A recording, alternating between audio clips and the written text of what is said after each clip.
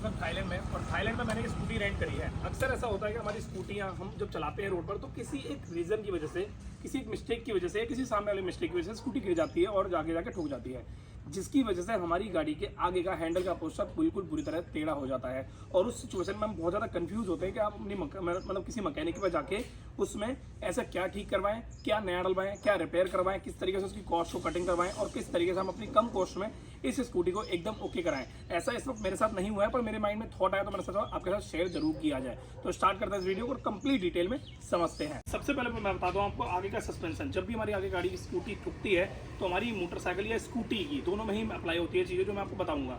ये आगे से ही डैमेज होती है। अब इसमें डैमेज क्या होता है, सबसे पहले समझने से पहले डिटेल में समझते हैं इसमें पार्ट्स कौन कौन से होते हैं। ये होता है हैंडल बार, और ये हैंडल बार अटैच होता है हमारी गाड़ी की चेचिस से, और चेचिस से अटैच होता है यहाँ पर चिमटा, जिसे कहते हैं आगे का फोर्क। ओके, अब जो फोर्क में कंप्लीट असेंबल होता है, मैं यहाँ पे आपको दो चीज़ें बताना चाहूँगा। सबसे पहले ये कि जिसमें टेलीस्कोपिक शॉकर नहीं होते हैं, जिस स्कूटी में टेलीस्कोपिक शॉकर नहीं होते हैं, उनका कंप्लीट आगे का सस्पेंशन बहुत ही कॉस्टली आता है और वो रिपेयर बहुत ही कम चांस होते हैं कि वो अच्छे तरीके से हो जाए।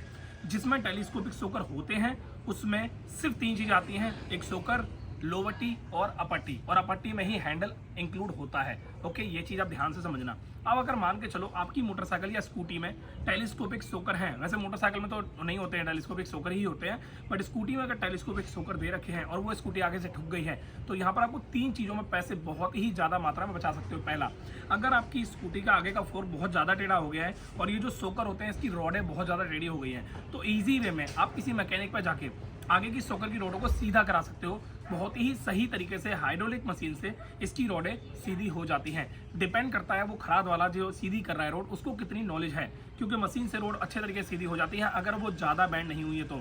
मतलब एक अगर रोड बहुत ज़्यादा बैंड हो गई है और रोड पे बहुत ज़्यादा निशान आ गए हैं तो इनकेस वो नहीं डलेगी। अगर उस पर निशान नहीं आया है और वो हल्की सी बैंड हुई है सी टाइप या डी टाइप में, तो वो आराम से ईजी वे में सीधी हो सकती है। तो यहाँ पर आपकी पैसे बहुत ज़्यादा बच जाएंगे। एक रोड की कीमत 1000-1500 के आसपास की होती है। अगर आप दोनों को सीधा कराते हो तो दोनों ही रोडें आराम से 400-450 रुपये में सीधी हो जाती हैं, आराम से मैकेनिक की लेबर इंक्लूड करके। उसके अलावा दूसरा सबसे बड़ा पॉइंट यहाँ पे ये आता है कि आगे का रिम।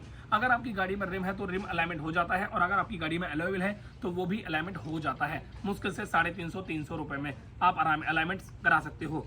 तीसरी सबसे बड़ी इंपॉर्टेंट चीज़, आपकी गाड़ी में ऊपर का हैंडल बार। अब ये जो हैंडल बार है अगर ये टेढ़ा हो गया है तो ये रिपेयर नहीं होता है, इसको चेंज ही कराना पड़ता है। इट मीन्स अगर आपकी मोटरसाइकिल या स्कूटी में हैंडल बार छोड़कर जो चीज़ें खराब हुई हैं, टेढ़ी हुई हैं, उन्हें आप रिपेयर करा सकते हो और यहाँ पर आप ये हैंडल बार चेंज करा सकते हो। और हाँ, जब भी ये सारा काम आप करा रहे हो तो उस सिचुएशन में आपको कॉन्सेट, इसके हैंडल के सस्पेंशन को स्मूथ करने के लिए इसमें कॉन्सेट डाला जाता है, वो कॉन्सेट चेंज कराना बहुत ज़्यादा ज़रूरी होता है।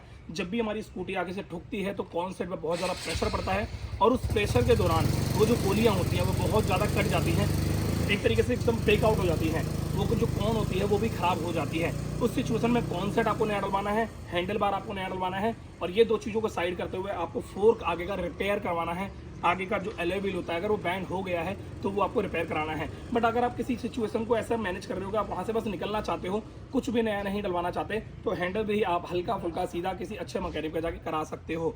और फोर्क अलाइनमेंट के अंदर जो आप कॉन्सेट की बात मैं कर रहा हूँ, उस कॉन्सेट में भी पूरा कॉन्सेट ना डलवा के सिर्फ गोलियों को चेंज करा सकते हो। गोलियाँ सिर्फ और सिर्फ कॉन्सेट की जो गोलियाँ होती हैं 80 या 90 रुपये की आती हैं, और अगर आप इस वक्त इंडोनेशिया में तो मुश्किल से मुश्किल 40-50 भात रुपये, 40-50 भात की आती हैं। भात यहाँ पे भात चलते हैं, यहाँ पे इंडियन रुपीज़ नहीं चलते हैं। मैं आपको बता दूं, ये जो स्कूटी हमने रेंट करी है और इस रेंट के दौरान हमने देखा कि इसके आगे का हैंडल बहुत ही ज़्यादा टेढ़ा है, बहुत अनकंफर्टेबल है और बहुत ज़्यादा भारी है। इस दौरान मुझे जो स्कूटी में कमियां लगी वो मैं आपको बता देता हूँ। इसकी जो हैंडल है, जब मैं तेज़ स्पीड में चला रहा हूँ तो मेरे शोल्डर पेन कर रहे हैं, और जब मैं हल्के से गड्ढे में चला रहा हूँ तो बहुत ज़्यादा महसूस इसके गड्ढे हो रहे हैं। इस स्कूटी के अंदर 3 काम होंगे। सबसे इंपॉर्टेंट, इसके अंदर कॉन्सेप्ट चेंज होगा। दूसरा, इसके आगे के शॉकर कंप्लीटली फिल होंगे। और तीसरा, इस गाड़ी की आगे का पूरा फोर्क जो है उसकी अलाइनमेंट होगी। अब आपके मन में आ रहा होगा पूरा फोर्क अलाइनमेंट क्या होती है, बता देता हूँ। ये जो आगे का हैंडल बार होता है, इसके साथ साथ टेलीस्कोपिक शॉकर और आगे के लोवटी, अपट्टी, ये चारों ही चीज़ें खुल के फिट होके जाती हैं खराद वाले के पास। खराद वाला इसको मशीन में रखता है और इसकी अलाइनमेंट मिलाता है। उसके बाद मैकेनिक वापस से इसको स्कूटी में फिट करके एक सही तरीके से फिटिंग के साथ आपको स्कूटी वो वापस से दे देता है। पर यहाँ है टूरिज्म प्लेस, तो यहाँ पर इतना ज़्यादा गौर नहीं किया जाता, बस पेलम पेल इन सब चीज़ों को दिया जाता है। क्योंकि अक्सर ऐसा होता है नए नए बंदे जब नई हाथों में स्कूटी चलती है तो वहाँ पे गिरती पड़ती है, ये सब कॉमन होता है इनके लिए। तो आपके पास अगर कोई स्कूटी है और आपको स्कूटी से रिलेटेड कोई नॉलेज मिली है तो इस वीडियो को लाइक कर देना, और हाँ हमारे इंस्टाग्राम पेज को फॉलो जरूर कर लेना ऐसे ही इंटरनेशनल वीडियो के लिए। और आने वाले टाइम में हम कौन से देश में जाके आपके साथ मोटरसाइकिल या स्कूटी से जुड़ी समस्याओं को दिखाएं और बताएं, इस चीज़ के बारे में हमें आप कमेंट करके बता सकते हो। उसके अलावा मैं मिलता हूँ नेक्स्ट टाइम नेक्स्ट वीडियो में। Thank you so much, bye bye, take care.